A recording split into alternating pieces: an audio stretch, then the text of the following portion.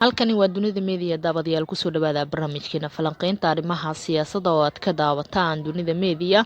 haddii ay tahay markuu kuugu horeysa janaalka waxaan kaa codsanayaa na subscribe saarto, sidoo kale gambaleelka aad furato si uu kuusoo gaaro muuqaal walba oo aan halkan kusoo gudbino. waxaan barnaamijkeena falanqeynta arrimaha siyaasadda maanta kaga hadli doonaa ra-iisul wasaare xamse cabdi oo maanta kormeeray xarumo ciidaman kalfadhiga koowaad ee golaha shacabka Soomaaliya oo maanta markaasi la soo xiray madaxweynaha dalka Xasan Sheekh Maxamuud oo kulan gaar ah la yeelanaya madaxweynaha maamul goboleedka Puntland iyo sidoo kale ciidamada dowladda Soomaaliya oo ku sugan Koonfur Galbeed oo looga digay inay ku milmaan arrimaha siyaasadda ka taagan dalka. qodobadaas iyo qodobo kale ayaan kaga hadli doonaa daawadayaal. haddii ay tahay marka kugu horeysa waxaan markale ka codsanayaa janaalka inaad subscribe saarto, sidoo kale gambaleelka aad furato si uu kuusoo gaaro muuqaal walba oo aan halkan kusoo gudbino.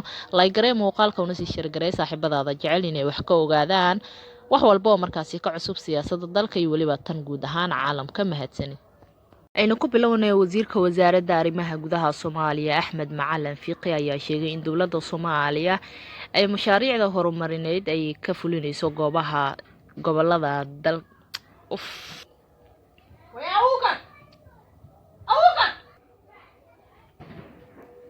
wasiirka wasaaradda arrimaha gudaha Soomaaliya Axmed Macalin Fiqi ayaa sheegay in dowladda Soomaaliya ay mashaariicda horumarineed ay ka fulinayso goobaha dadka degan ay iska xoreeyeen ururka Al-Shabaab ee ku yaala gobolada dalka Soomaaliya.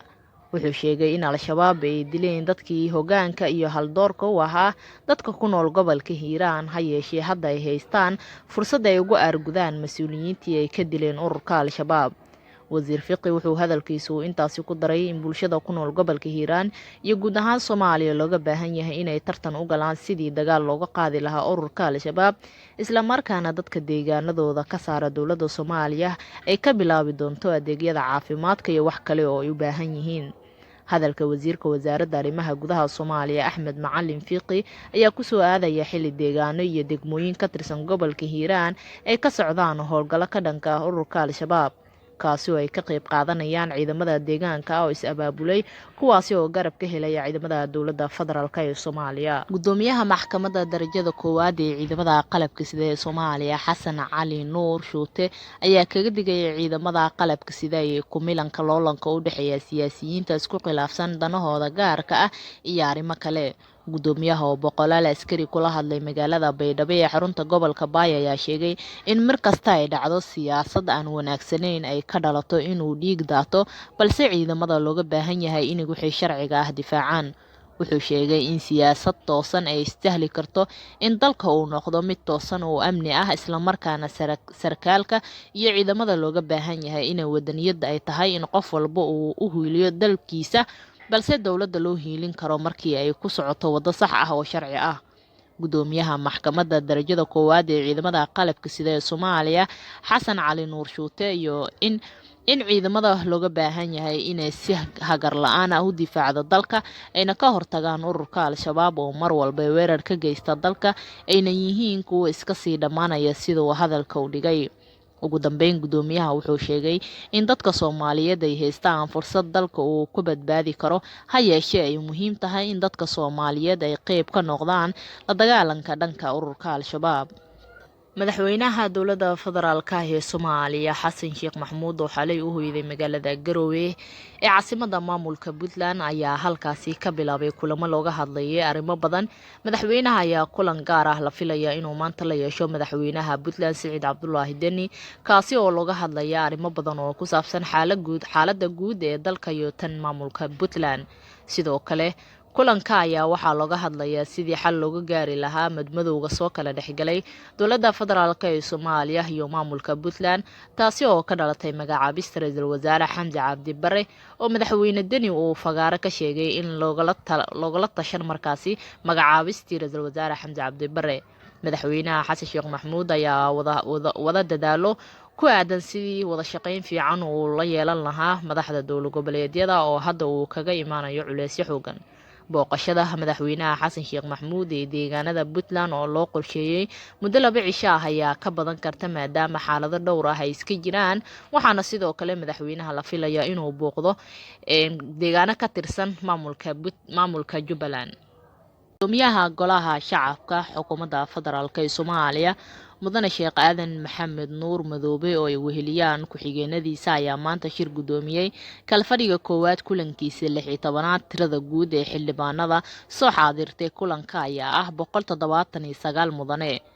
guddi ka kooban dhowr xildhibaano oo xaqiiq raadin u aaday xaaladda amni iyo mid nololeed ee gobolka Bakool ayaa warbixin looga dhageystay islamarkaasina ay sheegeen in bulshada gobolka Bakool ay wajahayaan amni daro, abaaro ba'an iyo xaalad nololeed oo kala duwan.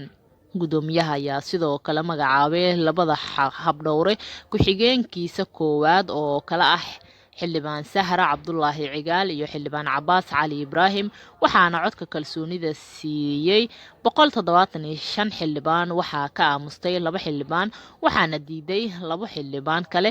sidaasi ayuu gudoomiyihii sheegay inay ansax ku yihiin. dhanka kale, xildhibaanada ayaa doortay guddiga korjoogteynta dib u eegista dastuurka dalka 5 xubnood ee golaha shacabka, waxaana ku guuleystay Xuseen Qaasim Yuusuf Iidow iyo Maxamed Hayle Axmed, Yuusuf Cali Xoosh, Maxamed Yuusuf Xasan Waliid, Cabdulaahi Carab. ugu dambeyn, gudoomiyaha ayaa soo xiray kalfadhiga koowaad ee golaha shacabka, waxaana uu sheegay in ay sii socon doonaan kulamadii kalfadhiga koowaad in golahu guteen waajibaadkooda saarnaa. sidoo kale, gudoomiyaha ayaa xildhibaanada u sheegay inay fasax yihiin muddo 2 bilood ah. wadayaal, waxaad markaasi weli daawanaysaan barnaamijkeena falanqeynta arrimaha siyaasadda oo aad ka daawanaysaan Dunida Media. haatanna qodobadan dibadda idinkaga hena waxaa ka mid ah Sacuudi Carabiya ayaa qorsheynaysa inay $1 bilyan oo dollar ku maalgashato wadanka Bakistan, sida uu shaaciyey TV-ga dowladda Sacuudiga Khamiistii, isagoo intaasi ku daray in boqor Salmaan bin Cabdicasiis uu amray in boqortooyada Sacuudiga ay taageerto dhaqaalaha dalka Bakistan.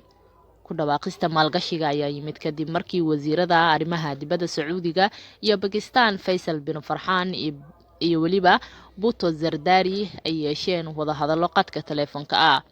Bhutto Zardari ayaa sheegay inay soo dhaweynayaan maalgashi kasta iyo weliba caawimaad kasta oo kaga imaanaya boqortooyada Sacuudi Carabiya. wuxuu sidoo kale sheegay inuu boqortooyada Sacuudiga ugu warbixiyey dhibaatada dadaalka dalka Bakistan kuwaasi oo dilay dad ku dhow 1,000 oo qof. Bakistan ayaa sanadihii ugu dambeeyay la daalaa-dhacisay dhibaatooyinka maaliyadeed iyo weliba kuwa siyaasadeed. waa tahay dabadayaal, guud ahaan intaas ayaan kusoo afmarayaa barnaamijkeena falanqeynta arrimaha siyaasadda oo aad ka daawanayseen Dunida Media. waxaa mar kale kaa codsanayaa daawada haddii aad ku cusub tahay janaalka inaad subscribe saarto, sidoo kale gambaleelka aad furto si uu kuu soo gaaro muuqaal walbo aan halkan kusoo gudbino. like garee muuqaalka una sii share garee saaxiibadaada jecel inay wax ka ogaadaan siyaasadda dalka iyo weliba tan guud ahaan caalamka.